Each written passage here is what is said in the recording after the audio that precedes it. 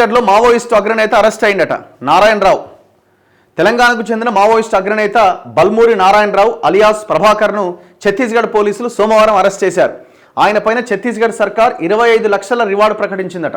ఇతర రాష్ట్రాల ప్రభుత్వాలు కూడా ఆయన పైన రివార్డులు ప్రకటించాయి. 40 ఏళ్ల కిందట ఆయన అజ్ఞాతంలోకి పోయిందట. ప్రస్తుత జగిత్యాల జిల్లా బీర్పూర్ మండల కేంద్రానికి చెందిన వాళ్ళు నారాయణరావు. బాగానే అరెస్ట్ చేసిరు. మరి అసలు ఈ అరెస్టులు ఉండేమో కదా, తీసుకపోడు కాల్చిపడేసుడేగా. ఇన్ఫార్మర్ నెపంతో యువకుడిని హత్య చేసిరు, మరో ఇద్దరికి ఊరేసిరట. ఛత్తీస్గఢ్ రాష్ట్రం బీజాపూర్ జిల్లాలో ఇన్ఫార్మర్ నెపంతో ఒక గిరిజన యువకుడిని మావోయిస్టులు హత్య చేశారు. ఈ ఘటన సోమవారం వెలుగు చూసింది. గంగలూరు పోలీస్ స్టేషన్ పరిధిలోని రెడ్డి గ్రామానికి చెందిన ముఖేష్ హేమ్లా వారం రోజుల క్రితం మార్కెట్కు వెళ్తుండగా మావోయిస్టులు అపహరించుకుపోయారు. అనంతరం హేమ్లాను హత్య చేసి గ్రామ సమీపంలో మృతదేహాన్ని పడేశారు. ఇన్ఫార్మర్గా వ్యవహరిస్తున్నందుకే హతమారుస్తున్నట్లు మావోయిస్టుల పేరిట ఘటనా స్థలంలో కరపత్రం వదిలారు. అదే పోలీస్ స్టేషన్ పరిధిలోని కోర్పొలి గ్రామానికి చెందిన గిరిజన యువకుడు పోతం మరో గ్రామస్తుని శనివారం మావోయిస్టులు ఉరితీసినట్టుగా తెలిసింది. దారుణం.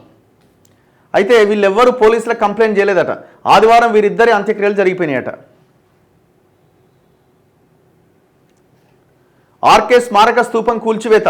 ఛత్తీస్గఢ్ రాష్ట్రం బీజాపూర్ జిల్లా కోమట్పల్లి గ్రామ సమీపంలోని మావోయిస్టు కేంద్ర కమిటీ సభ్యుడు అక్కిరాజు హరగోపాల్ అలియాస్ ఆర్కే స్మారక స్తూపాన్ని భద్రతా బలగాలు కూల్చేసినాయట. మావోయిస్టుల ఏరివేతే లక్ష్యంగా భద్రతా బలగాలు కూంబింగ్ చేపట్టినాయి. ఈ క్రమంలో కోమట్పల్లి గ్రామ సమీపంలో గతంలో 62 అడుగుల ఎత్తులో నిర్మించిన ఆర్కే స్తూపం భద్రతా బలగాల కంటబడ్డది. భద్రతా బలగాలు దాన్ని మందు పాత్రతో పేల్చి ధ్వంసం చేశాయి. సుక్మా జిల్లా గోముగూడ అటవీ ప్రాంతంలోని మావోయిస్టు అమరవీరుల స్మారక స్తూపాలను కూడా భద్రతా బలగాలు కూల్చేస్తున్నాయట. ఇక ఆనవాళ్లు లేకుండా చేయాలనేది వాళ్ళ ప్లాన్.